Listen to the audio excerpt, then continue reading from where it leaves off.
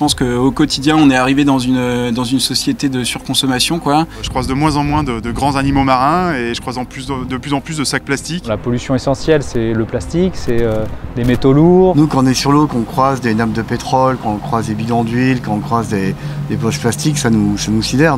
C'est quelque chose, en tant que skipper, on est forcément sensibilisé à ça parce qu'on est déjà les premiers témoins des changements ou de l'évolution positive ou négative qu'on peut voir. Des grands sacs plastiques qui se coincent dans nos appendices, voilà, c'est quelque chose qui est quand même pas tout à fait acceptable. Je trouve que les sargasses, elles évoluent de plus en plus proches des canaris, alors qu'avant on les voyait que dans l'arc antillais. Aujourd'hui on commence à les voir 2 jours après les canaris, donc j'imagine que ça c'est pas tout à fait normal. Quand on rencontre des frigos, des rondins de bois qui sont issus d'un cargo, ou des conteneurs, ou des chaussures, ou des bouteilles de gaz dans l'eau, je vois bien que c'est quand même pas tout à fait normal.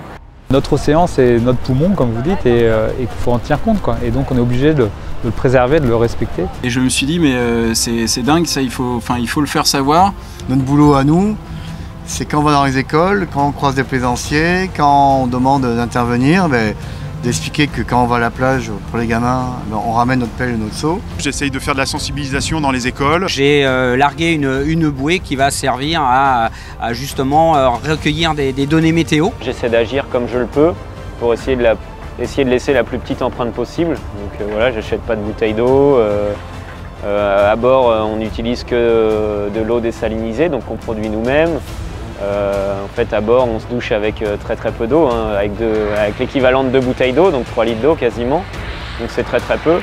Et tous les déchets que je produis à bord, je les garde à bord, je les jette jamais. Moi, par exemple, au niveau des bouteilles d'eau, on essaye d'en emporter le moins possible. On travaille avec une société qui s'appelle Vegan Bottle, qui en fait fabrique des bouteilles qui ne sont pas à base de pétrole, mais à base de végétal. Nous, on jette rien. Il faut imaginer que pendant 3 mois, on est en autonomie complète. On a des petits hydrogénérateurs à l'arrière du bateau qui servent de recharger les batteries.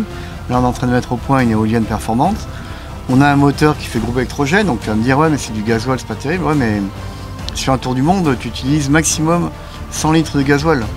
Qui dans la vie aujourd'hui utilise 100 litres de gasoil en 3 mois? Nous on est les ambassadeurs de l'océan un peu, on est le bout de la boucle. On a effectivement cette frugalité au quotidien en fait, qui est intéressante et que moi j'essaye de transmettre aussi à mes enfants quand je reviens à terre. Si chacun fait attention à son petit niveau, peut-être que l'océan sera plus propre. Il y a beaucoup de petites choses qui sont faites et je pense que ça portera ses fruits assez rapidement.